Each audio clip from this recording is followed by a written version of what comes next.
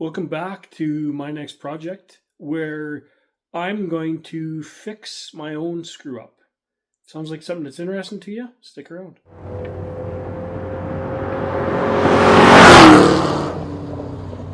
Now, last spring, I installed an engine in my car. It's 5.9 Magnum with LA heads and obviously LA top end, but it still retains the Magnum pushrod oiling. There's a whole bunch of different information in what I did and how I did it back in previous videos on my channel if you want to check that out. But for now, something that I discovered when I put this whole thing together, between the roller lifters that sit higher than the stock hydraulic flat tappets, and the aftermarket Edelbrock copy Speedmaster heads that I decided to use, there's a bit of interference fit on the push rods and the push rod tunnels and the heads. Let me show you what I got. Now you can see here where the push rod was rubbing in the inside the engine. That's just basically right at the bottom of the push rod tunnel inside the head. What amazes me, and I mean maybe people that are smarter than me know this and know why, but this steel push rod is worn. I'm not sure if you're going to see how deep, but I'll try and show you kind of a profile of it. Anyway, it's worn some, it's worn noticeably, and when you look down here, I don't know if that's gonna work or not, but there is basically no wear on the aluminum. Just blows my mind. Anyways, I've got to create some space in there. I got new push rods because I'm certainly not going to put those ones back. And I just got to create a little bit of space to make sure that doesn't rub anymore. Now, originally, I was going to try and do this with the engine in the car. But for other reasons, I changed my converter, blah, blah, blah. I decided to just yank the motor and do it that way. Now, since the motor's out, it would be really easy to do it with just by popping the heads off and creating the clearance, and all the mess and the muck and the disgustingness would stay completely out of the engine. But what I'm going to try and do, I'm not saying it's going to work, what I'm going to try and do, try and save myself a set of head gaskets and do it without pulling the heads off the engine. I'm going to be really careful to make sure none of the aluminum shavings get down into the engine. I don't think that should be too much of a problem, but that's how we're going to attack it. Another real reason that I want to do it that way, I'm obviously not going to take any more aluminum out of there than I have to, just because there's no sense. I mean, it's there. I don't want to take any more than I have to but I still definitely want to make sure I get the clearance that I need. So I'm going to create some clearance. I'm going to put together that hole with everything that it needs, with rocker arm and push rod and blah, blah, blah. Make sure there's space before I move on to the next one. So stick around. I'll just show you what I got jibbed up and how I think I'm going to do it. I thought of a million different ways that I might want to do this.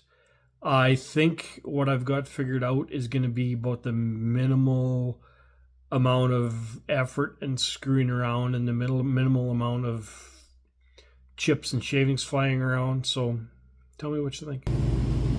Now this here tapered round file is what I'm going to use.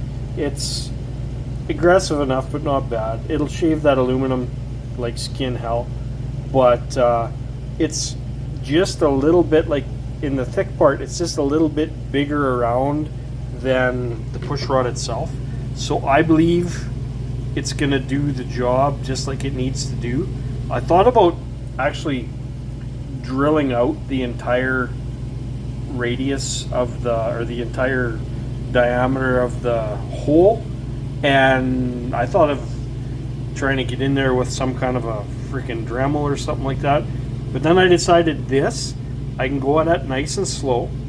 I can do my best to make sure no more or no less is taken out than is absolutely needed to, and I'm in no rush. I've got a couple months before I'm able to use the car anyway. So let's just be real gentle and kind and get in there with this and try and make some room. Now I cleaned this all out as good as I could in here with some brake clean and some whatnot, just to make sure there was nothing sticky that was going to hang on to any chips or anything like that. Now, I don't know if you're able to see this or not, but I'm just going to get in there like that and just try and rub the bottom, just the bottom of that pushrod tunnel. Just seeing the slightest amount of aluminum coming out of there. And it's all nice and controlled as to where it's going to be. I'm going to get in there with a vacuum before I touch or upset anything and just get rid of all these chips. So this, though this might not be the fastest way to go about doing this job, I think it's probably the safest, best bet that we've got. Yeah, that looks all right. Let me bring it around and show you what I've done. So I've got a little bit coming back this way. That's no problem. That'll be super easy to clean up and take care of.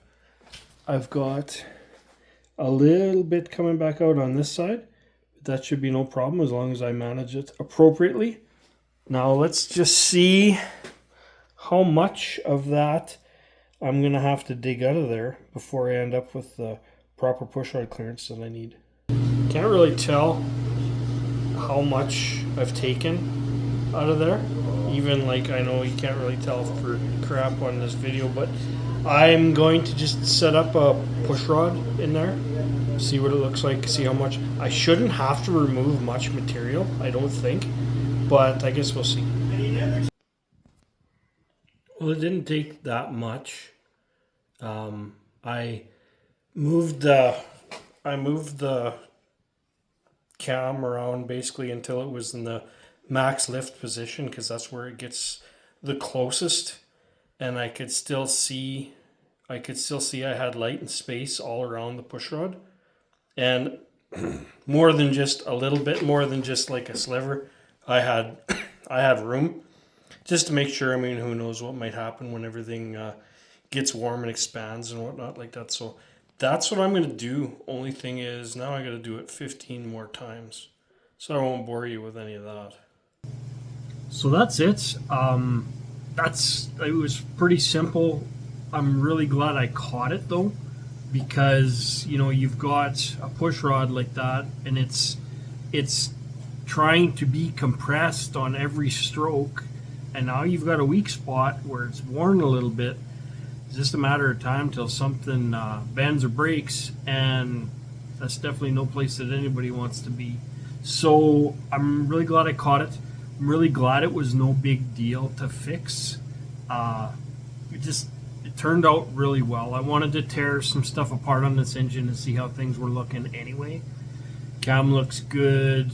Everything else looks good. I'm just going to double check over a couple of possible minor leaks and stuff it back in the engine bay and be ready for spring.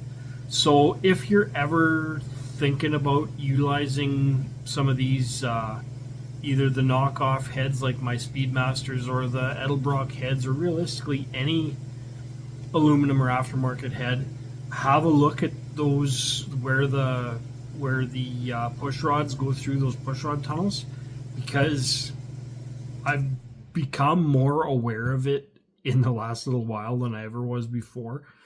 But as everybody knows, anytime you put aftermarket stuff with factory stuff, with blah blah blah, stuff that wasn't necessarily all engineered together, you got to keep an eye out. You got to make sure everything's going to jive and everything's going to work together the way you hoped it would. So hope you got something out of that. Hope you enjoyed that. That was just my way of fixing it, getting in there with a big old nasty file inside my engine. Some people might not think that's the smartest thing, but I can assure you I kept everything clean as a whip in there.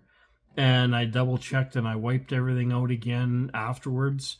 I pulled the dog bones off the lifters and wiped all that stuff down 100%. Make sure there was no aluminum filings or anything like that in there anywhere.